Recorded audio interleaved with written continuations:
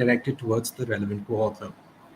Our moderator for today's launch event is Mr. Devinder Sandhu, co-founder and chairman of Primus Partners. Mr. Sandhu brings in 35 years of experience across government, the World Bank Group, and the private sector in leadership roles. A veteran in policy formulation, infrastructure development, and advisory, he has held senior positions, including being Sector Director, Transport and Disaster Management at the Prime Minister's Office, Government of India, as the country representative on the executive board of the World Bank Group, and as head of network operations at Indian Railways in the past. Mr. Sandhu also brings a wealth of expertise in the logistics and supply chain sectors, both in India and internationally. I now hand over to Mr. Sandhu. Mr. Sandhu, the floor is yours. Hi, thanks.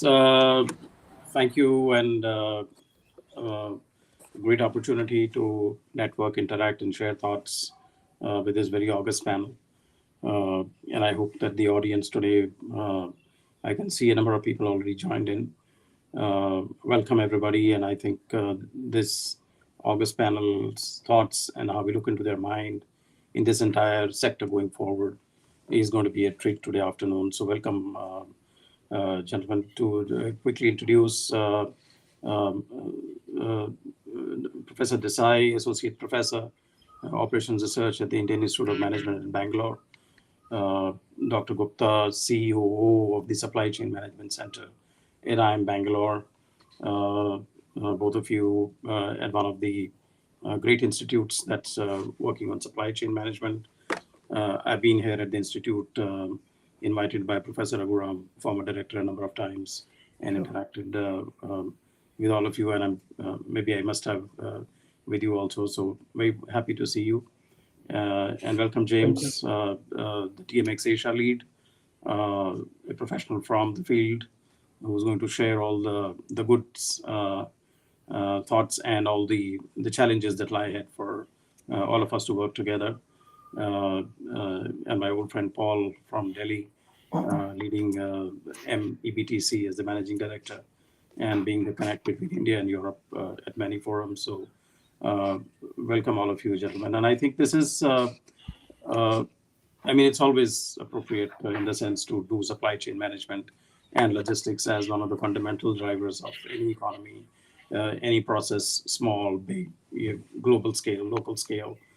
But even more so now as we see a redefinition of supply chains across the world, both in terms of raw commodities, basic commodities, so semi-value added goods and then final goods, and how they move between countries and intra countries, the costs involved, the opportunities for investments, the opportunities for employment opportunities.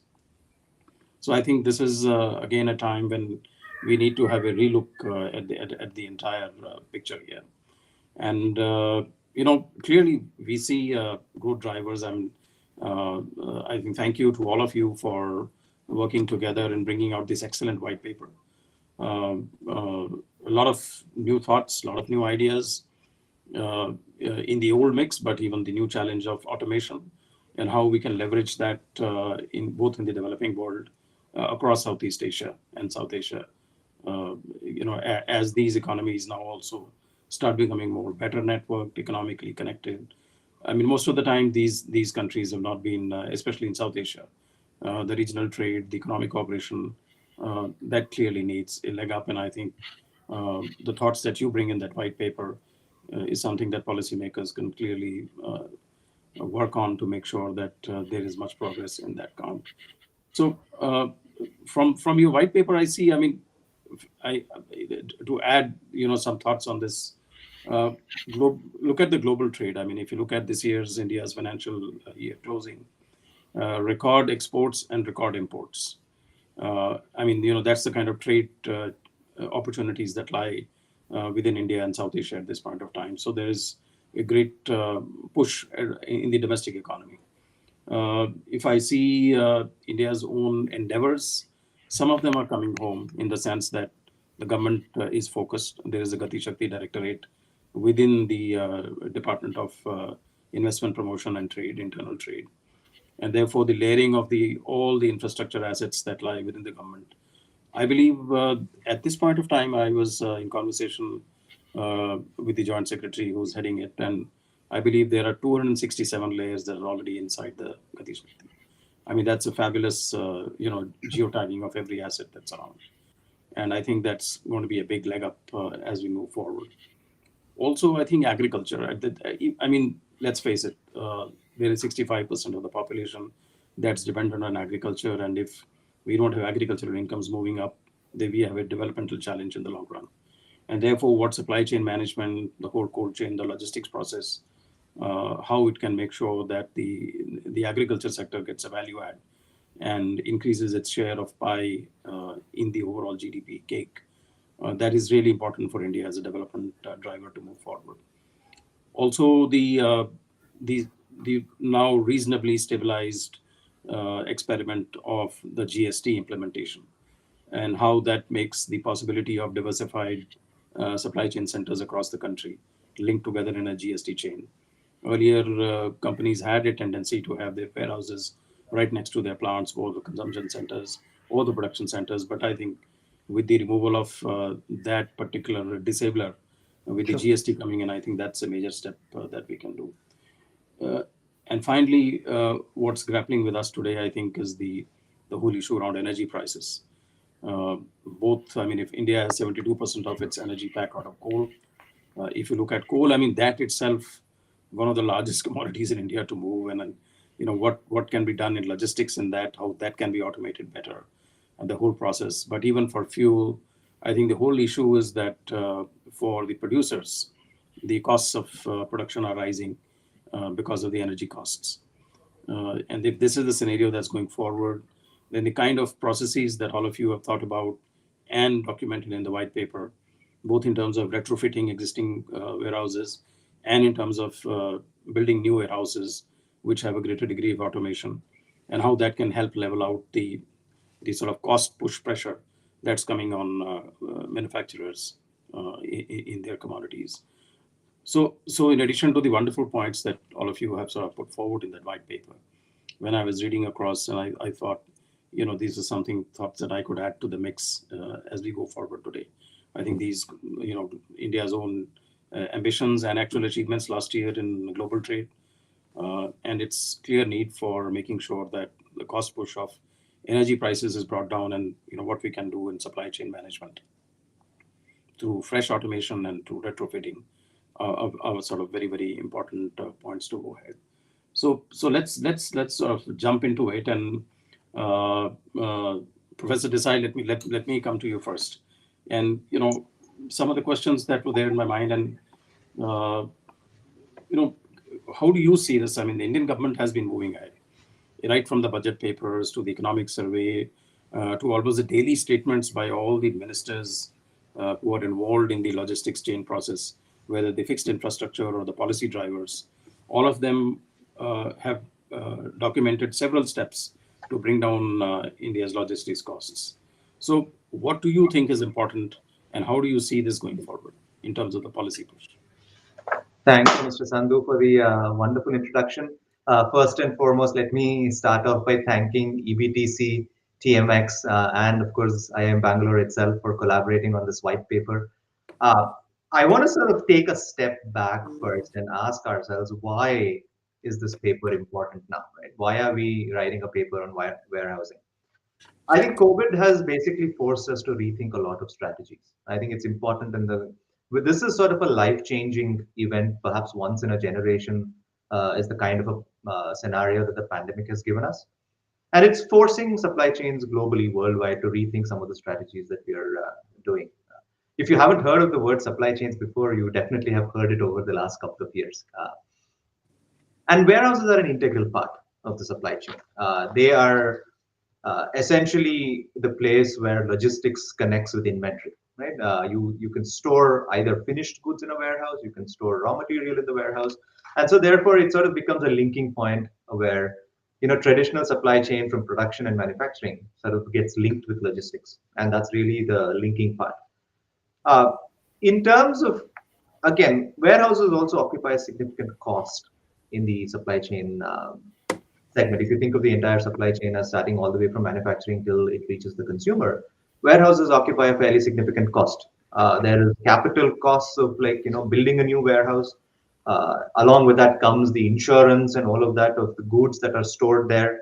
Lead times in transportation would then depend upon where your warehouses are located. So they form a sort of a very important and an integral part of the supply chain. And I think it's important for us to sort of look at warehouses, and that's sort of the reason and the dynamic as to why we wrote the white paper on warehousing. Uh, as Davinder mentioned, with GST coming into effect in 2017, warehousing saw a significant boost in India.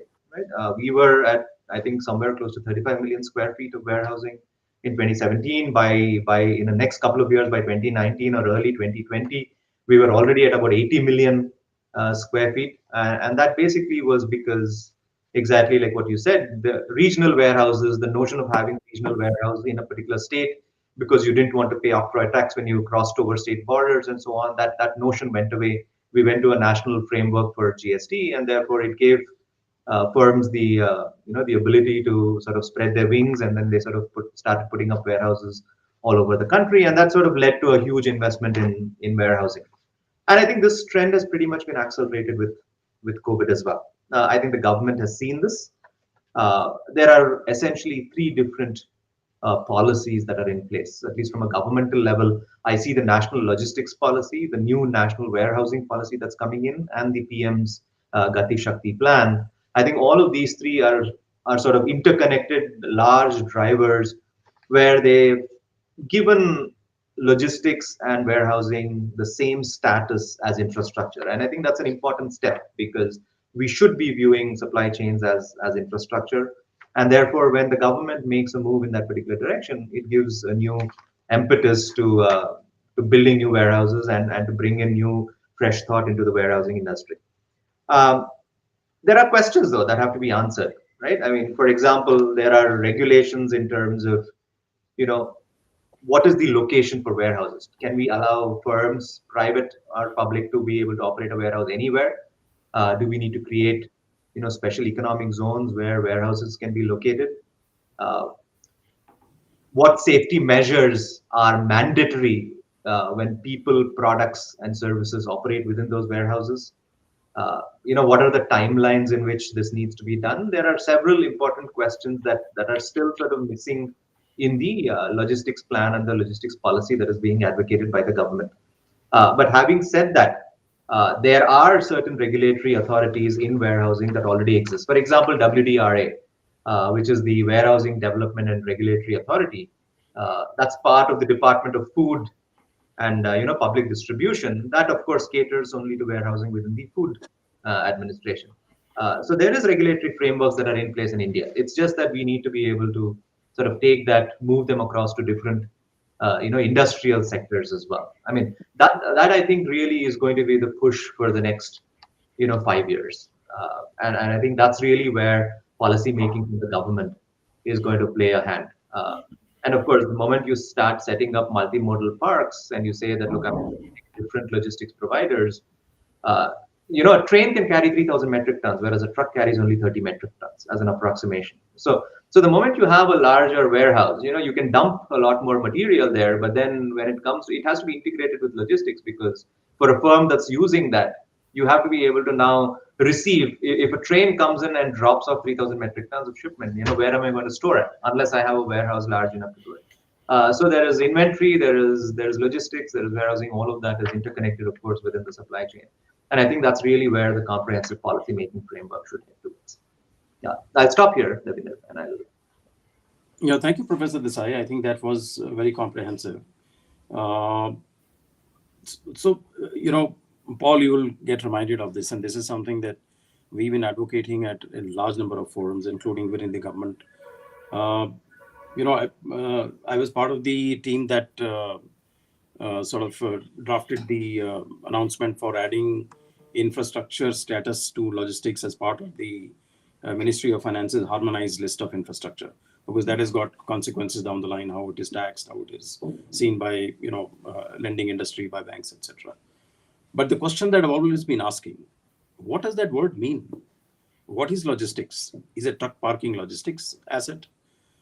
I mean, it could be anything. I mean, right from A to B to Z, could be. So the issue that we've been advocating, Professor Desai, is standards, because it is only that will allow interoperability of both rolling as well as fixed assets on the logistics space. If I am a truck driver or a truck owner and I am going from one end of the country to the other, then I must know that when I will dock at a logistics asset 2,000 kilometers away, that platform height will be exactly the same as it was when I started. Today trucks, and they dock in a platform. Somewhere it is 2 feet higher, somewhere it is 2 feet lower, and I can't unload. And trucks can wait for a day looking for a forklift or something. It's if the equipment is heavy. So will I find a forklift? What is the classification of that logistics asset? Is there a BIS standard? And standardization brings lowering of costs, and it allows interoperability. And finally, I think that's a very important part of the mix that you would like to consider, I think, as sort of all of us together pushing the government to say, set up standards. There should be a book of standards about logistics. What is a logistics asset? And define the standards around that. But thank you for your thoughts on this. And let me come to Dr. Gupta with a request. Let us know a lot is happening. One of the fundamental drivers that's happening across space in infrastructure and logistics is the lowering cost of sensor-based data acquisition. And that's really a remarkable revolution that's going on. So with all that's happening in infrastructure, in logistics infrastructure, with increasing space, increasing demands, new scenarios being generated, how do you see IoT and automation and all this process come together in India? Okay, so thanks, Mr. Santhu, for your question. Uh, so let me first start with maybe we can. I think you spoke about drivers, so let me first talk about two very important industries which are using these particular technologies, say e-commerce and hyperlocal. Okay, so these are two sectors which are really transforming the landscape of warehousing industry in India, and they are pushing the edges of warehousing industry from both the sides. So at one end of the spectrum, we are seeing e-commerce industries which are hiring warehouses which are 2 lakh square feet, 5 lakh square feet, even 1 million square feet. So that kind of a deals which are happening on the e-commerce side. At the same time, we are seeing so many warehouses which are coming up in every nook and corner of the city. So we have, can you imagine a warehouse maybe in South Extension in Delhi or maybe in Indranagar in Bangalore? But today there are hyperlocal or what we call as a dark store which are coming up in every part of the city. So what we are now seeing is there are warehouses which are say from 2,000 square feet a dark store to maybe a 2 million e-commerce warehouse which is there, and both these sizes of the warehouses are catering to what we call as the B2C customer. So that's one of the most significant things which are happening as far as warehousing is concerned, as far as India is concerned. Now, when I come to say IoT and all the technologies which are there, okay. So at the end of the day, what is the purpose of a technology? The purpose of a technology is to improve the performance of the warehouse or the KPI of the warehouse. Now, when we talk about any warehouse, particularly if you talk about hyperlocal or if you talk about e-commerce warehouse, then the most important KPI for the warehouse is the picking time. So one of the significant solution or the technology solutions which are happening is to reduce the picking time to the extent possible. Now, if I give you an example for a 10 minutes grocery delivery, if you spend 5 minutes in picking the goods, then the game is completely lost. So today we have AI-based tools which are helping you to forecast what is going to be the demand. We have tools which are helping you to place the fastest moving goods at the most pickable location. We have IoT-based tools which are helping to reduce the time that the operator has to move within the warehouse to pick up the goods. So a lot of technologies, whether it is IoT, whether it is AI, whether it is put to light, whether it is pick to light, all these particular technology are governed first to reduce the picking time in the warehouse, which is the most important KPI which is there in the warehouse. So once we have set this particular KPI in order, then we have other technologies from ASRS to robotics to AGV and others, which are governed towards, I would say, improving the productivity and the efficiency of the warehouse. Okay, thanks, Dr. Gupta. I think this is, I mean, you picked out the sort of the fundamental KPI as of the asset, and I think that's clearly what it is. If I am going to go to a warehouse, then I must have the least dwell time, as they call it, ports, Yeah, uh, absolutely. and then I get my stuff out and go on for delivery. And clearly, of course, those KPIs, as you said, sometimes nowadays, you're right. I mean, delivery times are as less than 10 minutes, because if I'm ordering a small quantity from a local source, then I may not want to wait for more than 15 minutes, you know. Uh, so absolutely right. I think those points are there. But sometime in the conversation, I will come back to you to talk about costs and how technology can lower costs. But let me, Sure. for the moment, go to James. James, welcome, and with all your experience across Asia, let's hear your thoughts on first. What do you think are, say, the top of your mind innovations in either policy or practice or technology that you see are happening in this geography, and uh, what can be done to the existing warehouses? I mean, we can't throw them away, you know, especially in a developing country. Asset costs need to be milked to the maximum. So what Yeah. can we do to existing warehouses to improve them? Yeah, well, thank you for having me, Devinda, and yeah, it's been a great part to be part of this white paper as we've put it together. But really, I think what's changed, and the pandemic's really made that occur, is the needs of customers and the wants of customers, and I think that's worldwide. It's not India specific. It's not Southeast Asia specific. It's really, you know, customers are wanting more. They're wanting it more quickly, and you know, as was said earlier, everyone now knows what supply chain is. You know, supply chain is now a topic that's talked about in every board meeting of just about every company around the world. So, yeah, as part of that, we really need to look at what technology can actually be implemented. And yeah, I think over the last few years, there's been a real democratization of technology, be it, you know, from an IT point of view, software as a service. You know, you can buy things cheaply at a monthly rent. You're not investing hundreds of thousands of dollars and months and months and months to, you know, implement the world's best warehouse management system or transport management system, for one of an example. So, you know, that's really allowed, you know, many more companies. The barrier to entry is so much lower. And similarly, from a physical assets point of view, you know, as was talked about before, you know, mobile robotics, you know, have really allowed, you know, again, companies to invest, to start looking at better ways to reduce costs in the supply chain, to reduce the number of touches to get a parcel out to a customer.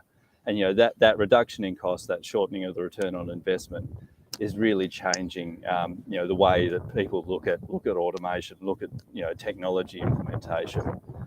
And, you know, I think there was a question that came through just before around people. You know, I don't see it as a replacement of people so much as an upskilling of people to really make, you know, what was once just a warehouse working job where you're picking boxes up, you're moving boxes all day. You know, you're now potentially an engineer looking after technology day in, day out. So there's that real upskilling. We're not replacing people. It's really making sure that the customer promise is there, the customers are wanting more, and utilising that technology and investment correctly to make sure that you're serving your customer at the end of the day. They're happy and they come back for more, you know, for the next sale. Yeah, thanks, James. I think that was a very important topic that you touched on, jobs, because, you know, jobs and good jobs is something that's very much part of the focus. And I also saw a question in the chat box as you did around jobs. And I mean, let's go back 30 years and, you know, people said that PCs will kill jobs. But all that new technology did was it proliferated jobs in new areas and helped everybody else to grow. I mean, economies grew. There was earlier a fear that PC automation and office automation will destroy jobs. And I see right now, if I look at logistics, what made us go through the pandemic was the availability of logistics. And I think a fantastic sort of rising to the occasion of the challenge by logistics service providers. We were all kept going because things reached. And if I see what's happened over the last 2-3 years, automation and the new technologies that are coming have actually increased the number of jobs. Let's take a specific personal example. I mean, if I needed let's say a medication, or a cough syrup or something, I could walk out my house and I could, go and get that and come back in 15 or 20 minutes. But like I'm now, if I'm engaged and I'm not able to leave my house or my office, I can tap onto my cell phone and I can get the same tablet or cough syrup or something delivered to my house from the local market in the same 10 minutes. But what has actually happened is I've created a job, something that I would have done myself. I put myself to better use, sharing my time in a better fashion, at the same time creating a job in the supply chain cycle.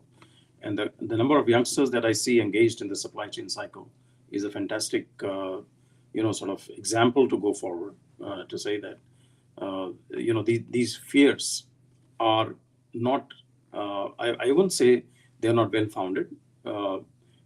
These questions are very important in deciding policies. But I think the evidence says that these fears may be over-exaggerated. And if you run it well, and the way the sector is developing, I see more number of jobs coming than less number of jobs.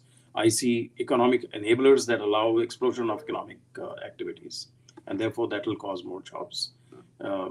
Thank you, James. So Paul, let me come to you, and you've been interacting at the regulation space, at the policy space, incentives, interacting between Europe, India, getting both the geographies together in a number of areas. So, and now we are seeing India and Europe engaged in FTA conversations. A very good example where the FTA with the UAE has just been signed off around 5 or 6 weeks ago. So from your perspective, what are those sort of key markers or KRIs for ensuring that there is inflow of investments into the logistic segments in India, and what are the critical factors that makes it succeed? Thanks a lot, Davinder, and thank you also for all the insights from my co-authors. And let me also start by saying that I found the title absolutely tantalizing, how to leverage warehousing technology for India's deep integration into global supply chains. And that's what really piqued my interest, and joined IIM Bangalore and James and TMX to write this paper, because I've been in India for the past 17 years, and the first 5 years was specifically in the logistics space. Early days of logistics in India by European standards, if you will. And for the past 12 years, my hat has been trying to make collaborations between Europe and India happen, and also investment into India. So I'm actually one of the largest promoters of India when I travel in Europe. Say, do come to India. India has a lot to offer. And interestingly, it does not only have a domestic market to offer, which is obviously the first initial point that's interesting for foreign investors, but it also has the ability to engage in a collaboration between Europe and India, develop something in India that's more and higher likely for success in India, and then you might have something for a global market. Now, why am I spending time on all this background is simply because a lot of investment and a lot of people that we have, investors that have looked at India, one of the tick boxes when they go through a requirement, why should we invest, has always been infrastructure, logistics, and that has been a deal breaker very often, because many investors will look at the domestic market, which is great in itself, but it would be even more tantalizing if India could be even better integrating global supply chains, who could actually manufacture in India and supply other markets. Now, I'll be honest with you, Europe has been very China-centric for a long time. And in the past 2 years, I think, with the situation that as we've all gone through, it has been clear that we need to be less China-centric and look at other geographies as well. So the China plus one strategy became quite prevalent with European investors, and I think also other international investors. And now with the geopolitical situation that has recently happened in Europe, obviously the +1 is probably not going to be Russia. So it will be looking at even further intensifying other candidates for the +1. And I think India is a nice bride, if you will. And especially with all that has happened, we can see that logistics, you mentioned it, Davinder, yourself, that the logistics service providers have been incredible in actually adapting to new consumption patterns in India and new demands of customers that James was talking about. And that can only be dealt with professional, with efficient supply chains, of which warehousing, of course, an incredible important part, because they're the interface between manufacturers and consumers. They're the interface between demand and supply. And I don't know how many times I've heard about, whenever there's been talk about automation in Indian warehouses, there's always been an instance of, no, it's not possible. India's too hot. India's too dusty. India's too humid. It's easier to get higher labor force involved in it. And I think now what we're seeing is a trend to understanding that efficiency in warehousing will only happen if we do increase automation. I'm not saying complete automation. First investments in semi-automated warehouses in India show actually a very swift return on investment. So this anxiety about a high capex and maybe even a higher opex is unfounded, but we need to create awareness about that.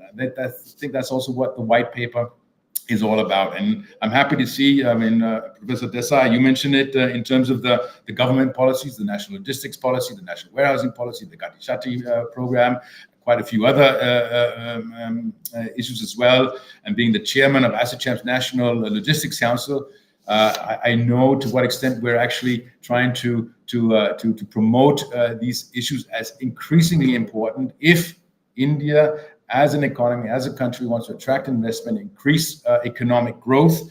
There's no way about it without increasing the efficiency and the growth of the logistics sector. I mean, it's I think if an economy grows at X%, the logistics economy has to grow with X plus 2 to 3%, yeah, to accommodate that economic growth. And I see that's what we're on the cusp of seeing here, and that's why it's increasingly important that the government initiatives, the government incentives and policies dovetail with business and investors, which I see is picking up in not only the warehousing, but actually automation and technology use in warehousing, of which I was impressed to see with what James has done in Asia in a variety of sectors, and how that has actually benefited also in Asian countries, in emerging markets, to semi-automate warehouses. And I also find it tantalizing that from the idea of thinking that automation can only happen if we actually first build the automation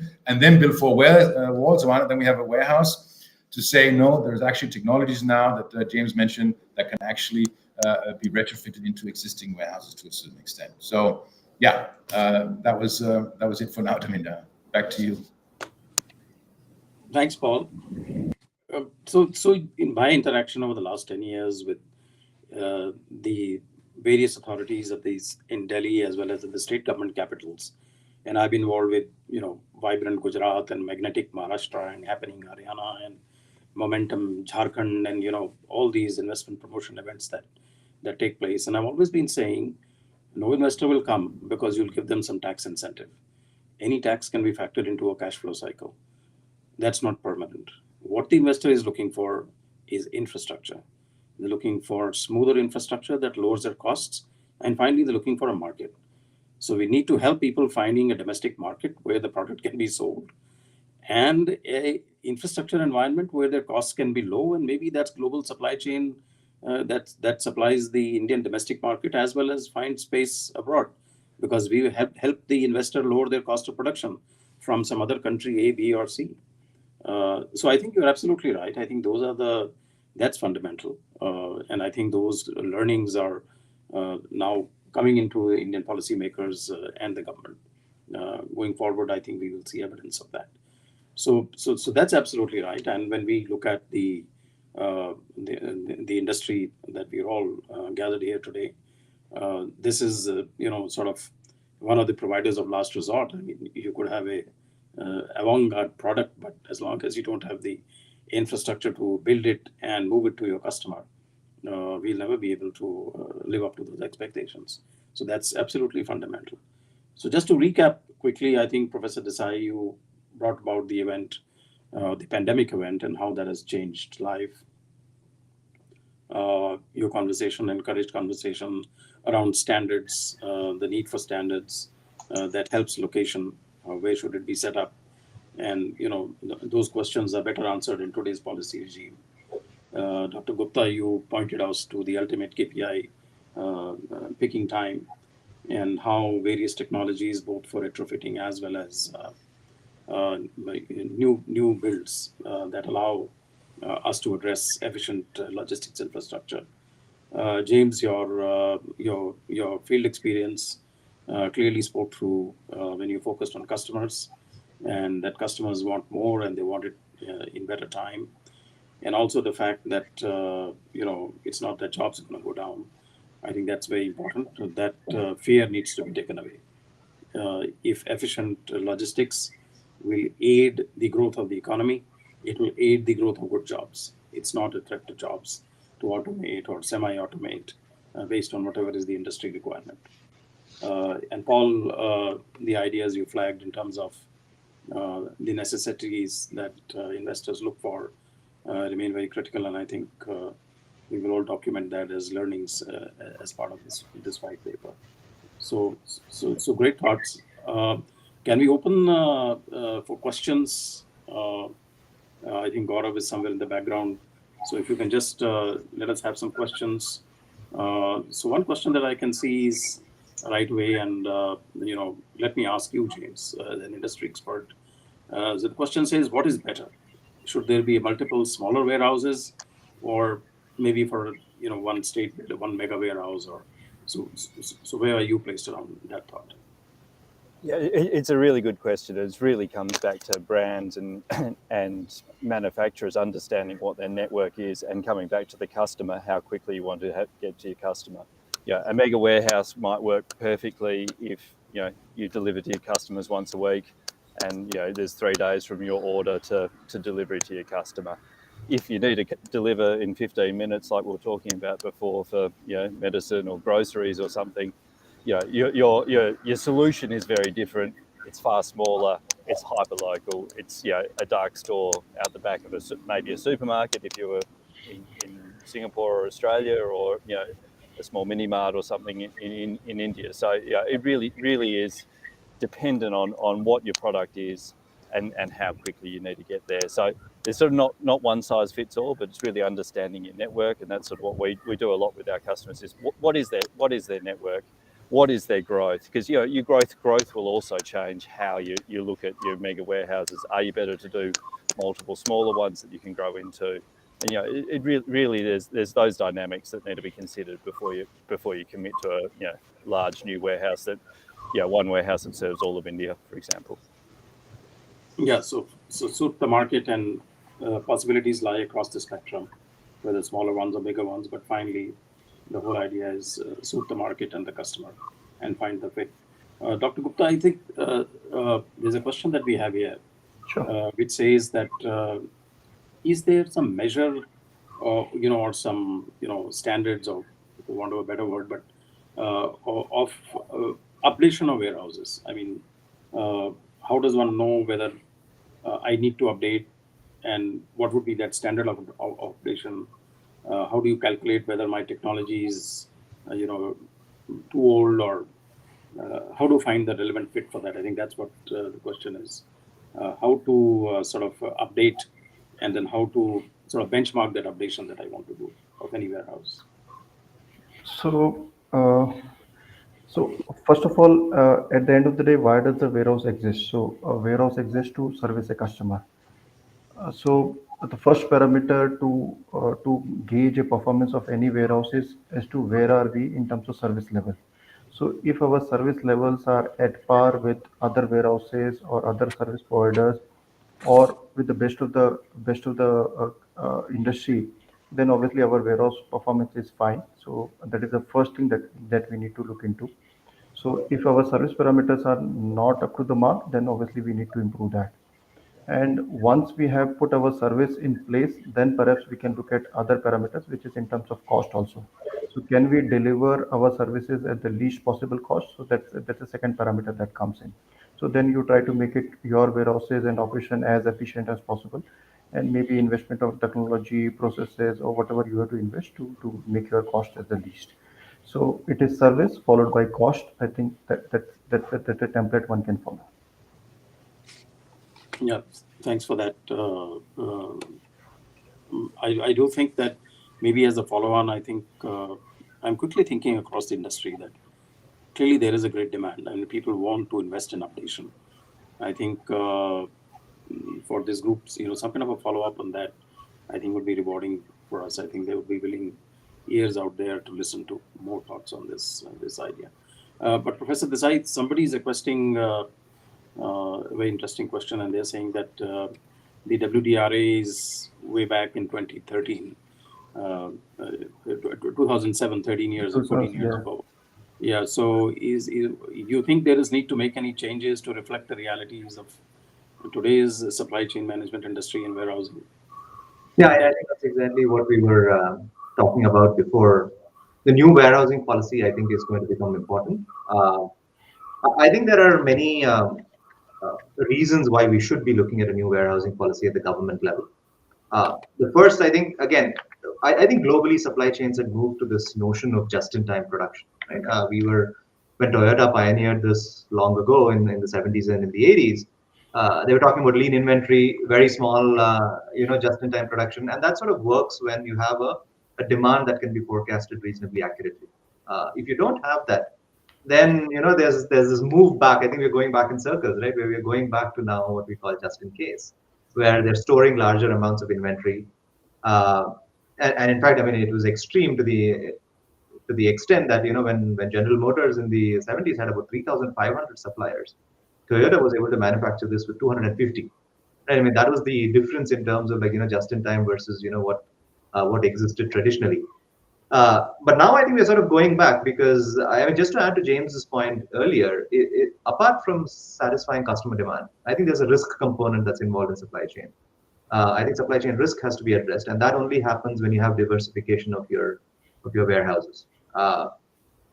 So diversification of supplier basis, you could be, and that could happen because you want to be closer to consumer demand, or because maybe you just want to protect your assets a little better. Of course, this leads to one-time cost. I mean, this would then essentially mean that if I have to diversify my number of warehouses, then I have to invest capex, right? I have to be able to move to a new geographic location, set up the warehouse, train the local workforce. So there's a significant amount of investment that's involved. The size and number of warehouses is also growing. That's another trend that we've been seeing across the world. And of course, digitalization, leads to improved sensing and so on. So there's automation and technology that the other panelists have already spoken about. So I think all of this combined, calls for a new policy. We cannot just essentially stick to an old policy that exists. And I think that's really where the government is looking at the new warehousing policy, of integrating that with logistics, with automation, with global integration of supply chains. And yeah, I think it's fair to say that. And the other thing that I think we should acknowledge is that by and large, within the government, we've moved to mostly a PPP kind of a mode, the public-private partnership mode. I think the current administration is very much for it.